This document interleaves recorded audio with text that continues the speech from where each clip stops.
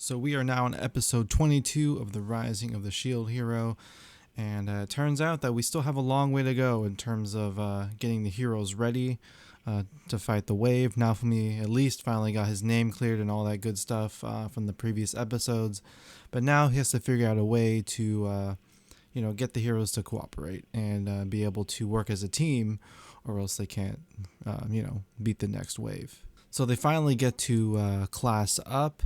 And, the prompt gives Naofumi a choice to let them choose their class. And apparently there was an issue with that. Their classes were chosen for them. And so the explanation for that is that, when they have particular items equipped with them, that kind of affects, their class. And, I don't know how much this will affect the characters going forward. I know that they didn't get the classes that they wanted. And so that's a little disappointing, because we want them to be whatever they'd want to be. And Naofumi is also thinking, long term of their happiness and what they want their lives to be like. And so he wants to give them that freedom. And so now they don't have it. So it's kind of weird. And I guess we'll just see if it will affect anything in the future. Naofumi talks to the queen, and the queen tells him that about the items. And while Naofumi was speculating whether or not, Philo's cowlick had anything to do with her class or whatever, he brings up Victoria, and the queen, freaks out over that too. And like mother, like daughter, they're both, fangirling over Victoria, and it's kind of cute seeing them both like that, and the queen kind of losing her composure. it's pretty funny. And so basically, the queen really wanted to bring Naofumi over there to tell him that she was going to invite him to a party, and Naofumi, had to basically come because it was kind of he didn't have any time to escape from it. If she figured that if she told him earlier, he probably wouldn't come.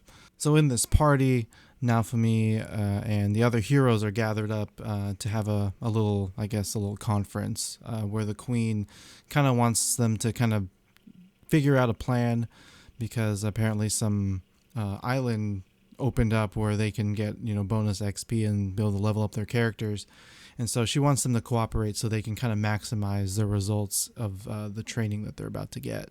And during the party, Mine is kind of back to her devious ways. You'd think that she would kind of learn from this whole thing to just let the shield hero be and not go for revenge. Her life was basically spared. She owes, Naofumi her life, but, she just never learns. I wonder, if this is just going to be a recurring thing throughout the series, that she's going to just continually try to screw him over in little ways. And, at some point she's going to have to be punished again. I'm surprised that even, later in this episode that she's even going with them on the voyage. Yeah, it's kind of weird. But she hasn't done any serious damage anymore, and she probably can't. So she may be more of like a comedic relief kind of character now, playing a background role and everything. So the heroes don't really, they kind of argue and bicker with themselves, and the queen, and don't really want to share information, because this is kind of an information sharing kind of thing.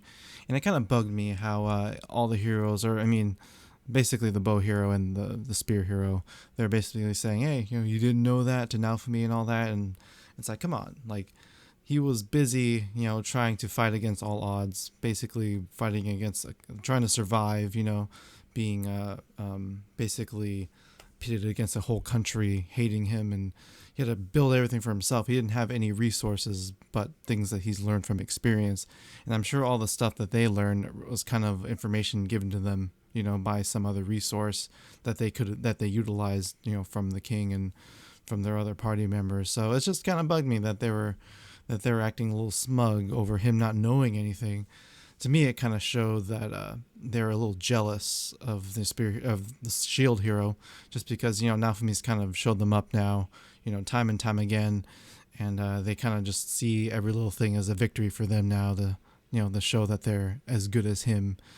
Which it kind of makes me think less of the heroes now, of all of them, not just the spear hero, because Ren, he doesn't seem I mean, he is kind of, part of the problem too of not getting along, but he doesn't seem as smug against the shield hero as the other guys. But it just makes me think, lowly, more lowly of them, So after the queen basically says that, you're all gonna die if you don't get along, except for Naofumi, they kind of just like, right, fine, we're gonna share information, and one thing is that, I guess they're able to copy weapons that are basically, the same kind of weapon as the hero's class. And so, like, if the shield hero finds a shield, he can duplicate that shield, and that that would have been so convenient for the shield hero early on, because again, he's had to, grind for all the money and all that just to buy equipment, and where he could have just copied weapons and stuff, and in a way that is kind of cheap for the shop owners and all that for them, but still it would have been, really useful for Naofumi in the beginning. Another one is being able to craft weapons or craft items that they need. They can craft them directly from their weapon. I guess their weapon kind of just stores crafting materials, and so if you put in ingredients for a potion in there, it just stores it in there, and then when he needs it, the weapon will be able to make that item. Very useful, I think. Very useful. And one of the most useful things, which I mean is very common amongst MMOs, is being able to teleport, fast travel, whatever.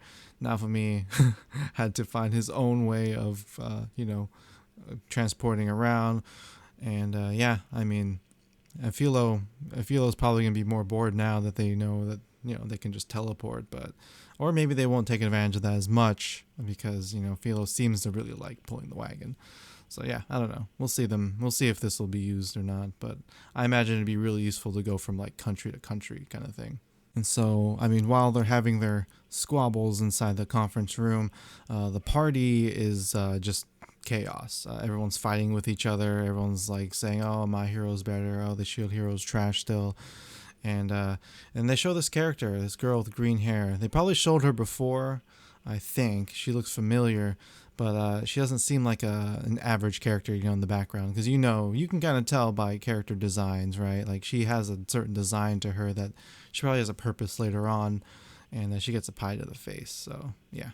Naofumi basically, reflects on what happened, and I guess the argument, the other three heroes, the three skills that we talked about before, they didn't disagree, and they all were probably utilizing this during their journey.